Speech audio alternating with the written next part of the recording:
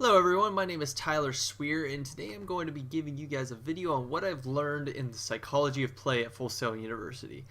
It is been this is my fourth week of this class, and it's just a reflection of what I've learned over the course of these awesome 4 weeks. It's just been a great fun learning everything that I've learned about, just the psychology of play. It's been an awesome journey, just learning how people interact with other people, how people engage in play, and just things like that. It's really awesome.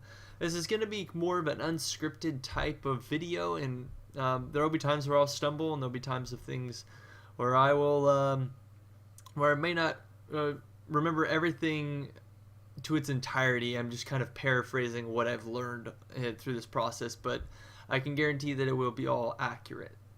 So, all right, let's get started. So week one, we were just introduced to this world of play. The concepts, just all the different concepts across the idea of play, and just everything from that you can think of, the personalities, the qualities, the types of play, all just come from this week one. So to start off, we have the qualities of play, the types of play, and the play personalities. So let's start with qualities of play and just kind of break it down real fast. We have voluntary inherent attraction, which basically means that you voluntarily contributed to this idea of play, and you did it freely and with no strings attached. You wanted to do it, you wanted to be there. And a lot of times when that happens, you come to this freedom from time, this idea that you are not even in time, you're just in the zone, and just things like that, which kind of contributes to this idea of flow that we're going to kind of look at in week two. But for now, we're just sticking with what we have here. Apparently purposeless is the idea that you're doing it for your own sake, and it's set apart from all your other activities, and it's goal oriented. When you do this, it is completely up to you, and it's but at the same time, it has goals. It has things that might not seem like they mean much at the time, but that will carry over into real life, and you'll just kind of see everything kind of come together when it comes to play into the real world. And we'll kind of learn a little bit that in week three. So you have the different types of play. You have associative play, which is obviously what all these different types of play here are just kind of what they sound like. So solitary play is kind of that play that's alone, that you enjoy by yourself, or cooperative play, associative play, just kind of those different things. Then we move over to play personalities, and we can see just in the picture that I provided, the image really does show the different personalities in a kind of humorous fashion. But those are kind of what embody those different personalities. So you have the Joker, the Explorer, the Competitor, the Artist and Creator. Kinesthetic, I'm not exactly sure how that one was pronounced, so I just kind of always just said it in my head. And I think I've heard it in my different lectures, and I just can never say it quite right.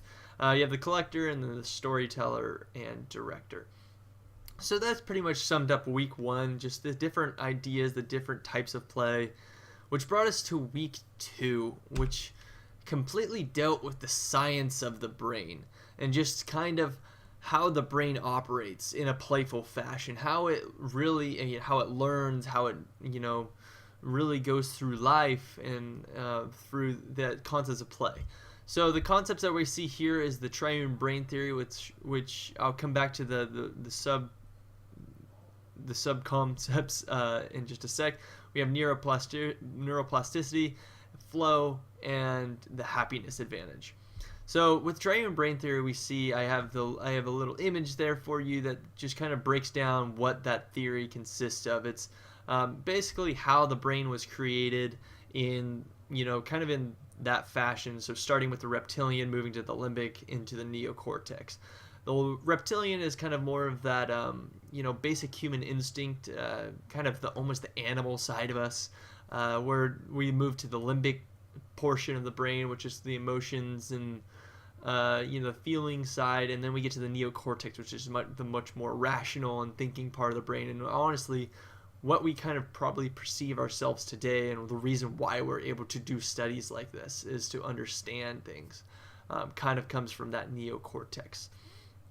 Neuroplasticity kind of deals with the efficiency of the brain, where your brain is kind of like a map. And when you've kind of gone through life and you've traveled to a certain destination, you know how to get there as efficiently as possible. Well, that's how your brain works. When you're playing or you're learning something new, your brain is creating different ways of doing things faster. Once you do it more often, it'll create this efficiency. And honestly, that's the part of the brain that will be kind of more turned on in those types of areas. So it's very cool to see how our brain really functions that way. To where we get to this state of flow, even, which flow is the next concept, and it kind of just deals with being like one with whatever you're doing. So like whether that be play or you're doing work or you're just in the zone. That's kind of how I've kind of perceived flow. So when you're in that zone of just kind of like I was describing earlier, of that freedom from time, you're in the zone, you're one with what you're doing, and you're doing it at such an efficient rate it's such an efficient and quality rate. You're getting the quality and efficiency that people would like. The happiness advantage deals kind of with honestly what it sounds like, the happiness of people, how happiness really does play a role in the psychology and the study of the brain, and how the brain really reacts to happiness. It's really interesting how the brain will put out chemicals for happiness, sadness, all these different things, and it's so good to be happy all the time, and that's really what you want to shoot for, obviously. And like I kind of described in the little subclip there, these two images that I provided really just do embody everything that week 2 is about. Not to the most full ability, so it doesn't show things like flow or the happiness advantage, but it was what the week 2 was initially about, was about the brain. So when we worked to week 3, we really kind of studied how play affects the workplace. And the concepts that we learned were like productivity, motivation, autonomy, gamification, and the fun theories. Honestly, this week, I mean, it was very self-explanatory, but it was really eye-opening to see all these different companies that really pour out this idea of play in the workplace, and it's done so well for these businesses. So you look at Google, you look at Zappos, you look at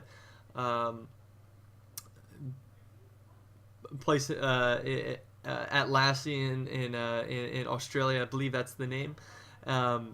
Just these people that have picked up the concepts of play and put them in the workflow in the workplace, and has really shown some solid results. And I mean, I believe that the picture there really describes or really gets across what that kind of looks like, where you're kind of dealing with this idea of play. Gamification, actually, the fourth concept is really what drives this idea of play, is gamifying what you do in the workplace. So finding something that's mundane and finding some way to make it fun. That's the idea of gamification. It's really a strategy at which you can do to make the workplace a more stable and fun environment, as well as boosting morale in these given work fields.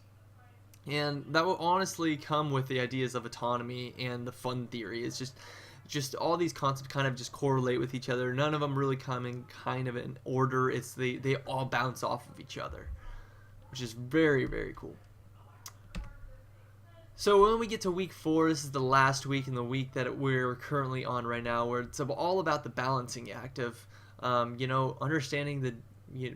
understanding that there is a balance between play and not play. What we learned in week 1 and week 2 is that the opposite of play is depression. It's not work, it's depression. So there's a difference between play and not play. In my own mind, I've kind of come up with this as like the things that you need to take responsibility for yourself that may not be as fun, but you can really balance it out by making it fun.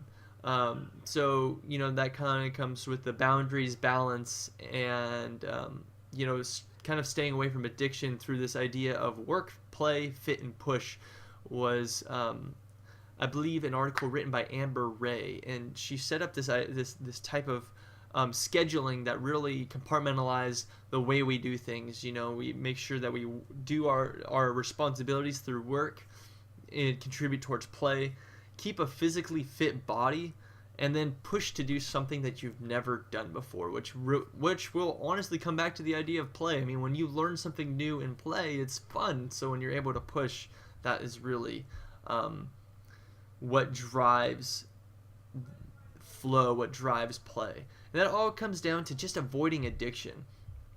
Because a lot of times it can be detrimental if you let play go too far, and that is something that everyone should be aware of, and everyone should know that you can't overly excessively play. There's responsibilities and things in life that we all have to take in consideration. We all have things to look out for. And honestly, this image that it provided from South Park I believe depicts exactly what it would look like for somebody who is struggling with balancing out play and responsibility. I believe it's a very humorous image, but it really does embody this idea that someone who has gone too far with play and becoming overly obsessed with video games and things of that nature. So. Alright, so thank you for watching. I know this is about an 11-minute, almost 12-minute video, but I really want to thank my professor. She was awesome. Professor Xavier, you're an awesome teacher, and you got back to me and really helped me a lot throughout these 4 weeks, and I really appreciate that. And I really want to encourage the rest of my peers, and I just want to wish them the best of luck in the future for whatever they do, and encourage them to just keep pursuing those dreams that they have. And hopefully one day we'll make it, and we'll have fun in these workplaces and really take what we've learned in the psychology of play into the rest of our lives. Thank you for watching.